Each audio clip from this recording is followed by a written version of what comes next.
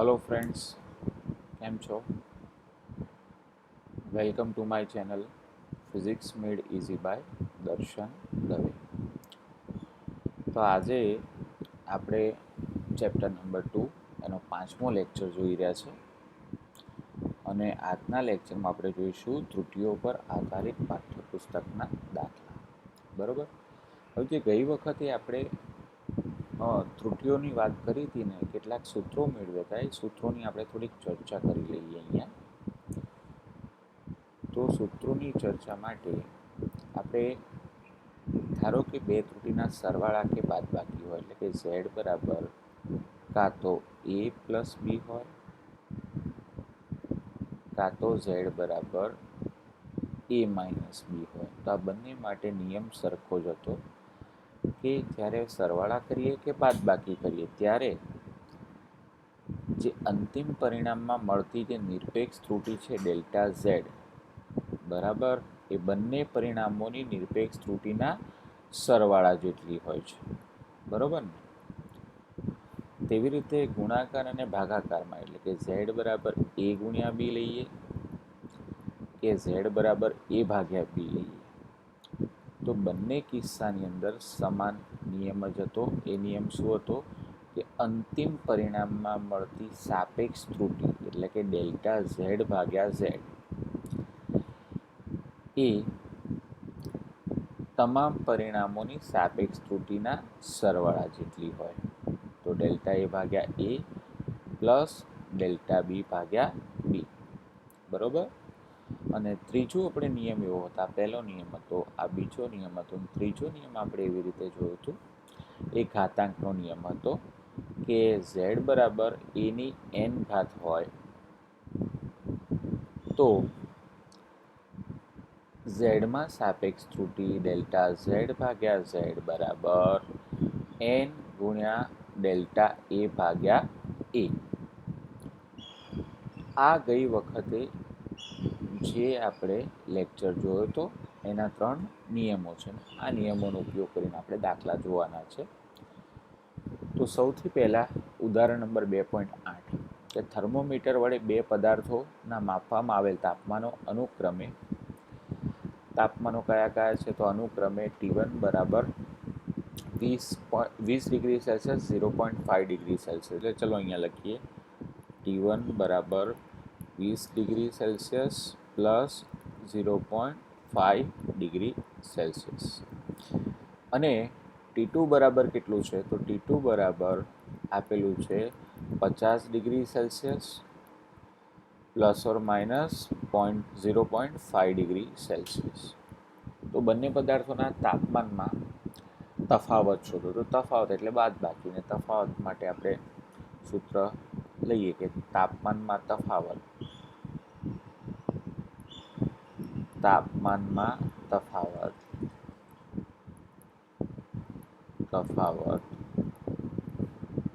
T2 minus T1. બરાબર. જે મોટું હોય એમાંથી નાનું બાદ કરવાનું. તો અહીંયા T2 મોટું છે તો T2માંથી T1 બાદ કરવાનું. બરાબર. તો T2માંથી T1 બાદ કરીએ એટલે જો 50 ડિગ્રી માઇનસ 20 ડિગ્રી, 50 માઇનસ 20 એટલે કેટલા થશે? 30 ડિગ્રી સેલ્સિયસ. બરાબર. Plus or minus. હવે આને ડેલ્ટા T1 કહેવાય ને આને ડેલ્ટા T2 કહેવાય. તો અંતિમ પરિણામ ડેલ્ટા Tમાં ડેલ્ટા T બરાબર delta T1 plus delta T2. જો આપણે પહેલો નિયમ કે ધારો કે સરવાળો હોય કે બાદબાકી હોય, પણ નિરપેક્ષ ત્રુટિ એટલે કે પ્લસ ઓર માઇનસ પછીનું તો એનો તો સરવાળો જ કરવાનો. એટલે આપણે plus or minus 0.5 degree Celsius plus 0.5 degree Celsius એટલે કેટલા થશે?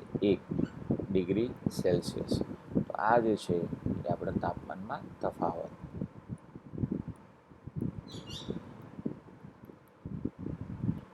ચલો, તો આ આપણો ફાઇનલ આન્સર થયો, તાપમાનમાં તફાવત.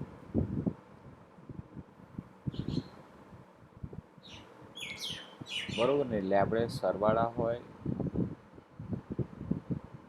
કે બાદબાકી હોય, પણ અંતિમ પરિણામમાં તો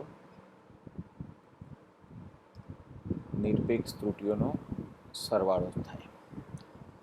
હવે ઉદાહરણ નંબર 2.9 અવરોધ R બરાબર વી અપોન આઈ છે, બરાબર, જ્યાં વી બરાબર 100 પ્લસ ઓર માઇનસ 5 વોલ્ટ, એટલે અહીંયા લખીએ વી બરાબર 100 પ્લસ ઓર માઇનસ 5 વોલ્ટ, અને પ્રવાહ આઈ કેટલો છે, તો પ્રવાહ આઈ બરાબર 10 પ્લસ ઓર માઇનસ 2 એમ્પિયર છે.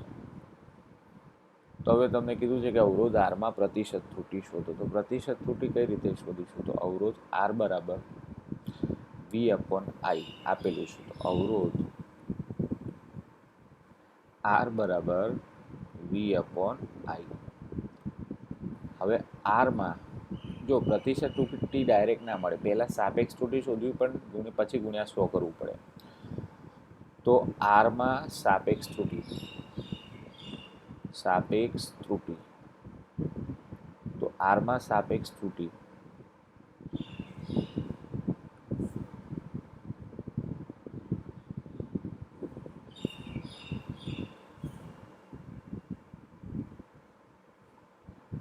બરાબર ડેલ્ટા આર ભાગ્યા આર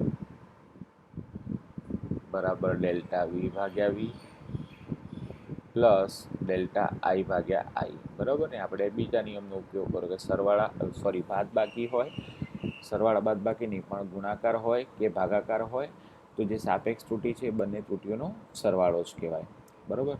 તો ડેલ્ટા આર ભાગ્યા આર બરાબર ડેલ્ટા વી બેટા કેટલા છે, તો અહીંયા ડેલ્ટા વી બરાબર છે 5, બરાબર, અને વી કેટલા છે, તો કે 100 છે, પ્લસ ડેલ્ટા ઈ.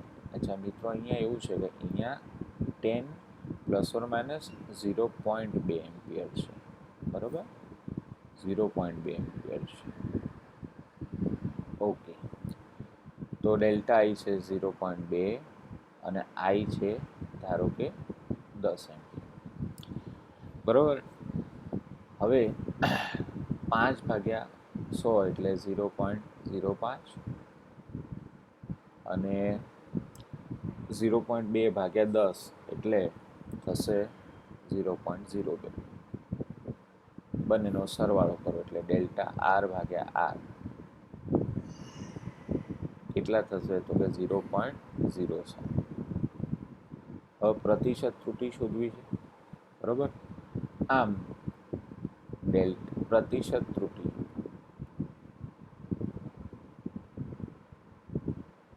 ત્રુટિ એટલે ડેલ્ટા આર ભાગ્યા આર ટકામાં જે પણ આવશે ને, એટલે કે આ ડેલ્ટા આર ભાગ્યા આની કિંમત આવે ગુણ્યા આપણે 100 કરવું પડે, એટલે 0.07 ગુણ્યા 100, એટલે જવાબ આવશે તમારો 7%.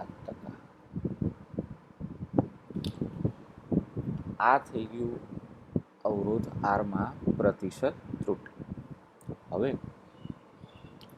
પછીનો દાખલો જોઈએ. પછીના દાખલામાં R1 બરાબર છે 100 પ્લસ ઓર માઇનસ 3, અવરોધ R1 આપેલું છે, તો R1 બરાબર છે 100 પ્લસ ઓર માઇનસ 3 ઓહ્મ, અને R2 આપેલું છે, R2 બરાબર 200 પ્લસ ઓર માઇનસ 4 ઓહ્મ. બંને અવરોધોને શ્રેણીમાં અને સમાંતરમાં જોડેલ છે. તો આ બંને જોડાણનો સમતુલ્ય અવરોધ શોધો, બરાબર. તો પહેલા આપણે વાત કરીએ શ્રેણીમાં.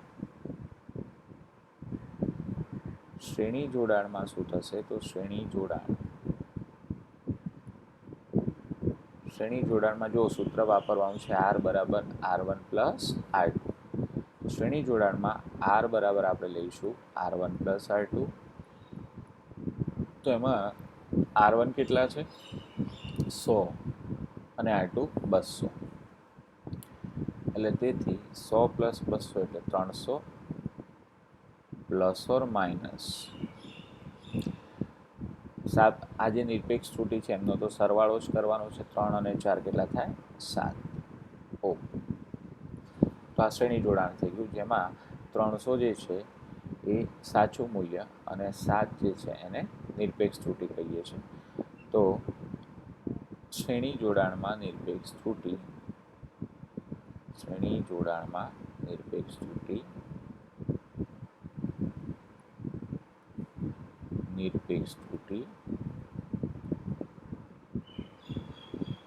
જેને આપણે ડેલ્ટા આર કહીએ છીએ, તો ડેલ્ટા આર બરાબર 7 ઓહ્મ થાય. હવે સમાંતર જોડાણ, તો હવે ઓપ્શન 2 કે સમાંતર જોડાણ. તો સમાંતર જોડાણ માટે સૂત્ર આ લોકોએ શું આપ્યું છે? તો સમાંતર જોડાણ માટે સૂત્ર આપેલું છે આપણને 1/r'. જો શ્રેણી જોડાણનો સમતુલ્ય અવરોધ એને આપણે r' કહીશું, એને આપણે r કહીશું. બરોબર? ફરીથી શ્રેણી જોડાણનો જે સમતુલ્ય અવરોધ હોય એને આપણે r કહીશું અને સમાંતર જોડાણનો સમતુલ્ય અવરોધ એને આપણે r' કહીશું. એટલે કોઈ સૂત્ર આવી રીતે આપ્યું છે 1/r' બરાબર 1/r1 પ્લસ 1/r2. હવે આમાં તમે જો r1 ને r2 ને લસા કાઢો તો r1 r2 લસા લો તો 1/r' બરાબર શું થશે? તો કે r1 r2 લસા એટલે છેદમાં જે r1 છે ઉપર થઈ જશે r2, જે r2 છે ત્યાં ઉપર થઈ જશે r1. તેથી r' બરાબર આવું લખાય r1 ગુણ્યા r2 ભાગ્યા r1 પ્લસ r2 વ્યસ્ત થઈ જશે. બરાબર? r' ને ઉપર લઈ જઈએ તો ધારો કે આ r' ને ઉપર લઈ જઈએ તો આને પણ ઉપર લઈ જવું, એટલે ડાબી બાજુ વ્યસ્ત કરીએ તો જમણી બાજુ. એટલે આ આપણી પાસે સમાંતર જોડાણનું સૂત્ર થઈ ગયું. બરોબર? ઓકે, ચલો. આ સમાંતર જોડાણનું સૂત્ર છે. તો આ સમતુલ્ય અવરોધ શોધવાનું છે. એટલે સમાંતર જોડાણનો સમતુલ્ય અવરોધ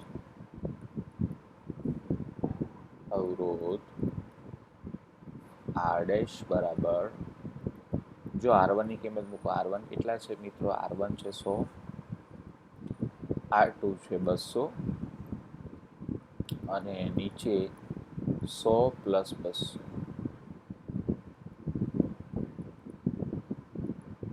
એટલે r' બરાબર ઉપર 200 ગુણ્યા 100 એટલે ઉપર આવશે 20,000 અને નીચે આવશે 300. એટલે ફાઇનલી આ સમતુલ્ય અવરોધ થયો. આ 0 0 કેન્સલ થઈ જશે એટલે 200 ભાગ્યા 3 એટલે 66.6 ઓહ્મ.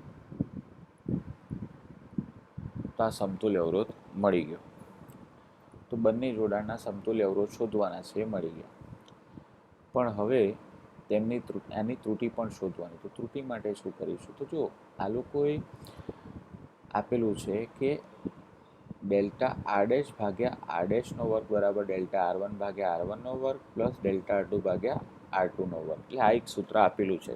એટલે ડેલ્ટા r' એટલે નિરપેક્ષ ત્રુટિ. બરાબર? સમાંતર જોડાણમાં નિરપેક્ષ ત્રુટિ. તો હવે આપણે એ શોધીએ. તો જો ડેલ્ટા r' ને અહીંયા હું કરતા બનાવી દઉં તો શું થશે? આપેલ સૂત્ર મુજબ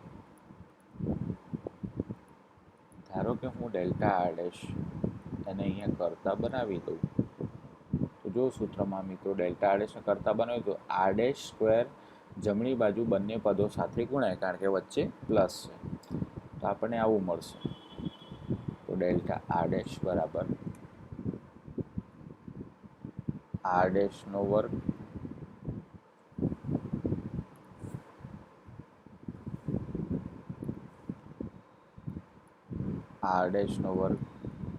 ડેલ્ટા r1 ભાગ્યા r1 વર્ગ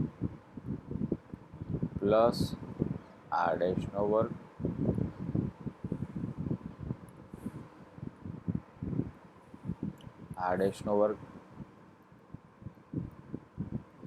ડેલ્ટા r2 ભાગ્યા r2 વર્ગ. તો હવે આમાં કિંમત મૂકીએ આપણે. તો ડેલ્ટા r' બરાબર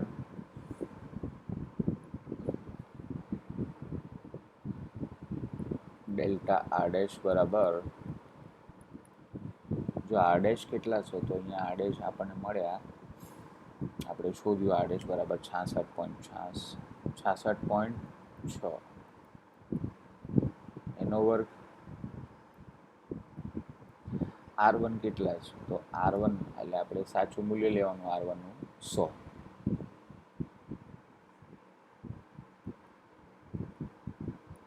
એનો વર્ગ ગુણ્યા ડેલ્ટા આર વન. બેટા ડેલ્ટા આર વન આપણે કેટલા છે, ડેલ્ટા આર વન તો આ આર વનને આને કહેવાય delta R one. Delta R one 3 બરોબર, પ્લસ આર ડેશ પર એટલે 66.6 નો વર્ગ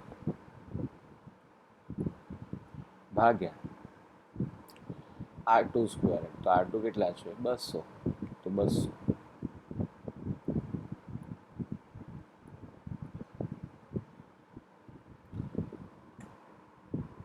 ગુણ્યા ડેલ્ટા આર ટુ. તો ડેલ્ટા આર ટુ જો અહીંયા ડેલ્ટા આર ટુ કેટલા છે 4.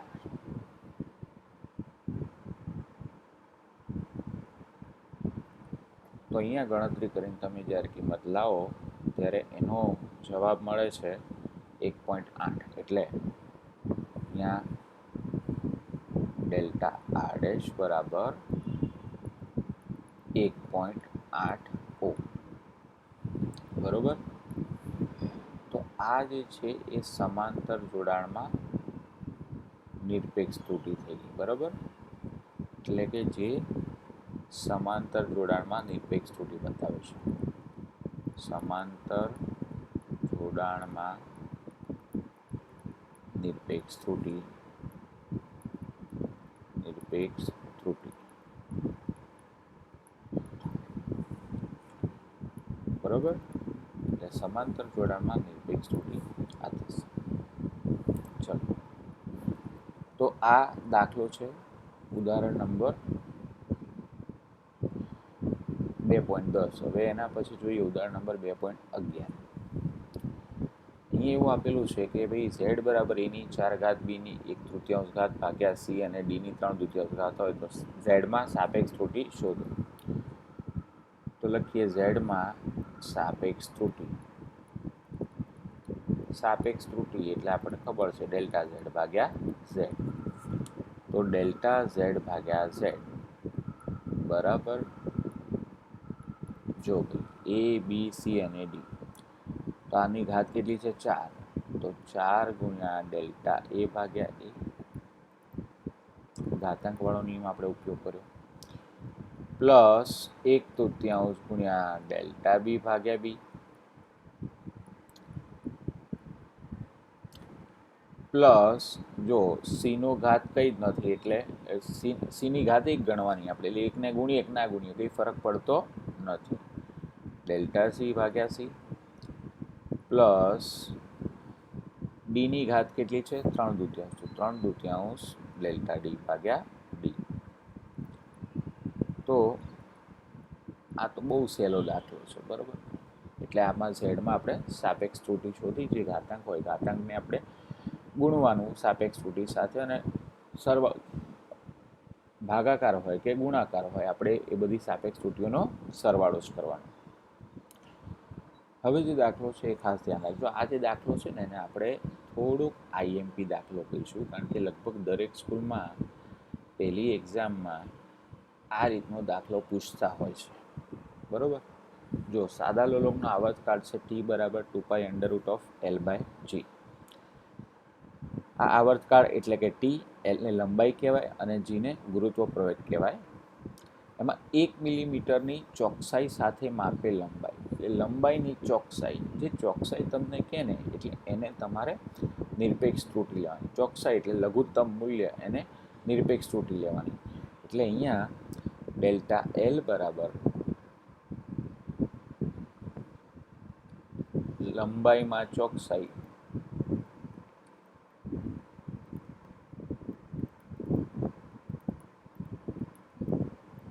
ડેલ્ટા એલ બરાબર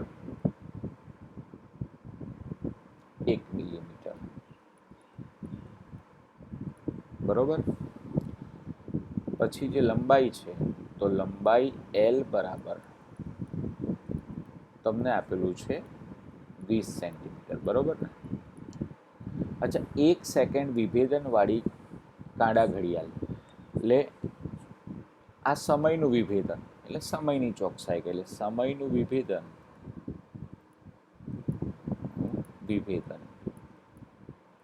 એને હું ડેલ્ટા ટી કહી દઉં. એ કેટલું છે? 1 સેકન્ડ. પછી 100 દોલન માટેનો સમય, એટલે દોલનોની સંખ્યા તમને આપેલી છે મિત્રો 100, બરોબર? સમય એટલે 100 દોલન માટેનો સમય, એટલે આ તમને કુલ સમય આપેલો છે, એટલે કુલ સમય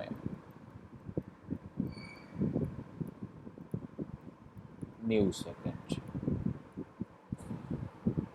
તો જી નું મૂલ્ય કેટલી ચોકસાઈથી નક્કી થયું હશે, જે આપણે શોધવાનું છે. તો હવે આ શોધવા માટે શું કરીશું? તો આપણે જીમાં ત્રુટિ શોધવાની છે, એટલે પહેલા જીને સૂત્રનો કરતા બનાવવો પડે. એટલે અહીં આપેલ સૂત્ર મુજબ આપણે એવું લખી શકીએ કે ટી બરાબર 2π √L/G છે. જીને આપણે સૂત્રનો કરતા બનાવો છે, તો જી પાછો વર્ગમૂળમાં છે, એટલે આપણે વર્ગ કરવો પડશે. એટલે બંને બાજુ વર્ગ કરતા, બંને બાજુ વર્ગ લેતા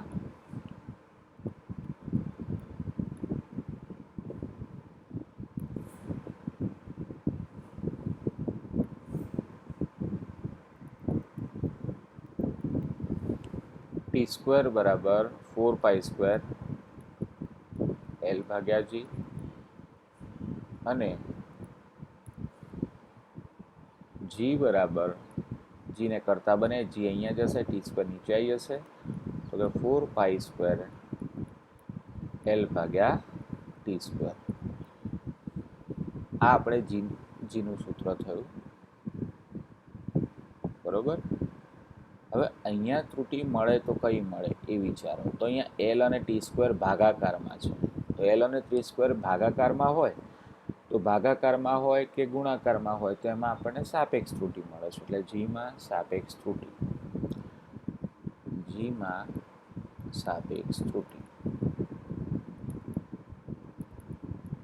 શું થશે બેટા? ડેલ્ટા જી ભાગ્યા જી બરાબર 4π² L/T². એમાં તો બેટા 4π² જે છે ને, એ 4π² એ ભૌતિક રાશિ નથી, એ અચળાંક છે, અચળ છે. એની પાઈની કિંમત તમે જાણો છો 3.14 અને 4 પોતે સંખ્યા છે. એટલે આપણે અચળાંકોને ધ્યાનમાં લેવાનું નથી, આપણે માત્ર ભૌતિક રાશિને ધ્યાનમાં લેવાનું આ સૂત્ર બનાવતી વખતે. તો ભૌતિક રાશિ અહીંયા બે છે, જી સિવાય, લંબાઈ અને આવર્તકાળ. તો લંબાઈ માટે ડેલ્ટા L/L અને આવર્તકાળ માટે ડેલ્ટા T/T. આ આપણું સૂત્ર થઈ ગયું. પણ અહીંયા બે ગુણા છે, બરોબર ને?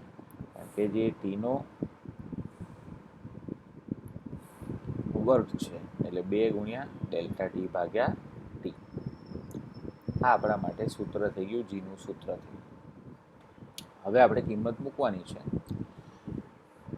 પણ મિત્રો અહીંયા કેવું છે કે અહીંયા તમને સમય આપેલો છે, તો સમયને આપણે સ્મોલ ટી કહીએ.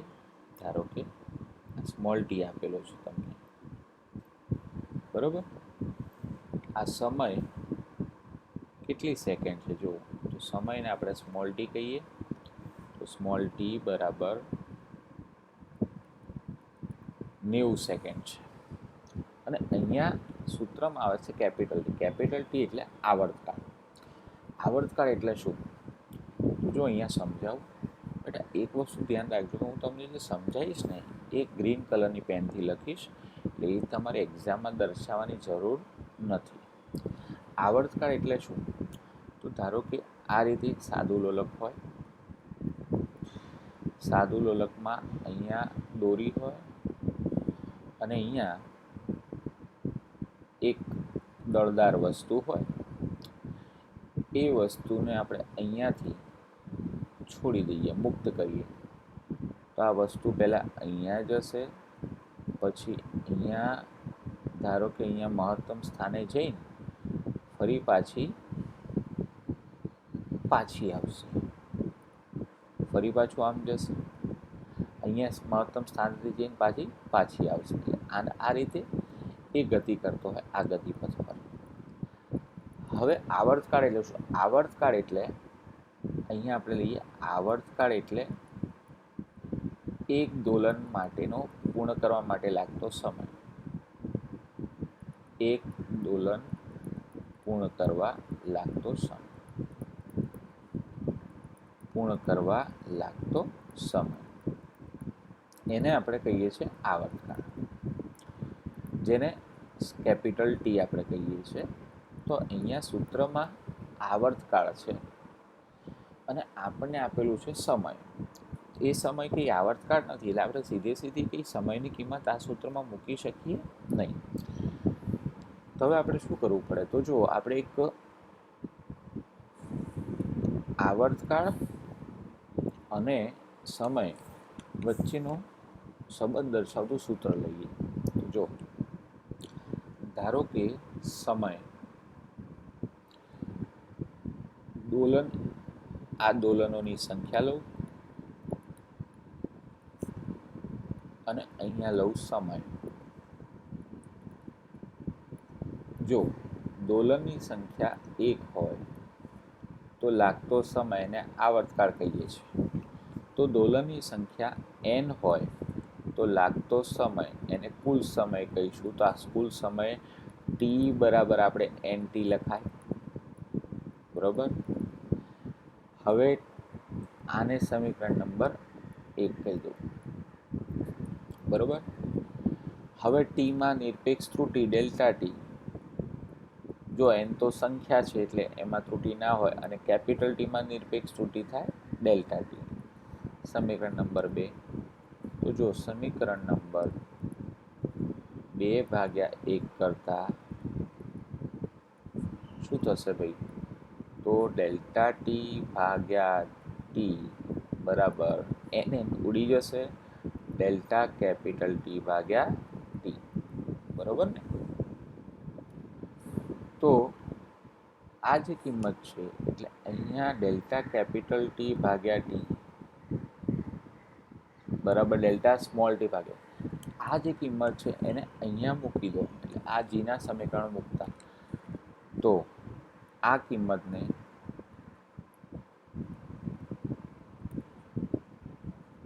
ડેલ્ટા જી બરાબર ડેલ્ટા જી ભાગ્યા જીના સૂત્રમાં મૂકતા હવે શું થશે? મૂકી દઈએ તો ડેલ્ટા જી ભાગ્યા જી બરાબર ડેલ્ટા એલ ભાગ્યા એલ પ્લસ 2 ગુણ્યા ડેલ્ટા સ્મોલ ટી ભાગ્યા ટી. હવે બધી વસ્તુ તમને આપેલી છે તો તમે કિંમત મૂકી શકો.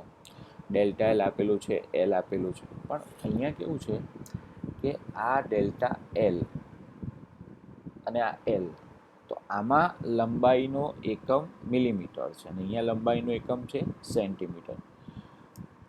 તો હંમેશા તમે જ્યારે કિંમત મૂકો ત્યારે લંબાઈ તમને 2 આપેલી હોય તો બંને લંબાઈના એકમ સરખા હોવા જોઈએ, બરાબર. તો અહીંયા તો સરખા નથી, અહીંયા મિલીમીટર છે અને અહીંયા સેન્ટીમીટર. તો અહીંયા મિલીમીટરને હું સેન્ટીમીટરમાં ફેરવી દઉં. તો મિલીમીટરને સેન્ટીમીટરમાં ફેરવીએ એટલે આપણે એમ લઈ શકાય 1/10 તો 0.1 સેન્ટીમીટર, બરાબર ને. આજે આની વાત કરીએ તો ડેલ્ટા એલ બરાબર 0.1 મિલીમીટર એટલે સેન્ટીમીટરનો 10મો ભાગ. એટલે આ ડેલ્ટા એલની કિંમત 0.1 સેન્ટીમીટર થઈ ગઈ. તો ચલો ડેલ્ટા એલ જે છે એ 0.1 સેન્ટીમીટર છે. પછી એલ તમને કેટલા આપેલા છે? તો એલની કિંમત છે 20 સેન્ટીમીટર. 20 સેન્ટીમીટર પ્લસ 2 ગુણ્યા ડેલ્ટા ટી કેટલા આપેલા છે? 1 સેકન્ડ. અને સમય ટી કેટલો છે 90 સેકન્ડ. કુલ સમય છે 90 સેકન્ડ. બરોબર. તો આ બધી આપણે કિંમત મૂકીએ તો જે ડેલ્ટા જી ભાગ્યા જી જે છે એનું મૂલ્ય મળે છે આ ડેલ્ટા જી ભાગ્યા જી એનું મૂલ્ય કંઈક મળે છે 0.027. બરોબર. હવે પ્રતિશત ત્રુટિ, ભાઈ પ્રતિશત ત્રુટિ શોધવી હોય તો શું કરવાનું? તો કે ડેલ્ટા જી ભાગ્યા જી તમે કરો, પ્રતિશત ત્રુટિ શોધવા માટે શું કરવાનું? તો 0.027 ગુણ્યા 100 કરવું પડે.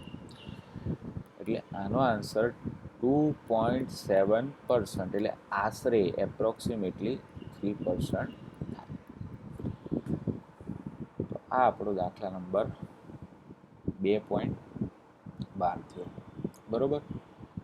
તો આજે આપણે ત્રુટિના દાખલા બધા જોયા છે. હવે આ દાખલામાં સૌથી પહેલાં આપણે સૂત્રો જોયા અને ઉદાહરણના દાખલા જોયા. એમાં છેલ્લું જે ઉદાહરણ છે એ તમારા માટે વધારે ઇમ્પોર્ટન્ટ. તો હવે નેક્સ્ટ લેક્ચરમાં આપણે આનાથી થોડુંક આગળ જોઈશું. બરાબર. આવજો મિત્રો.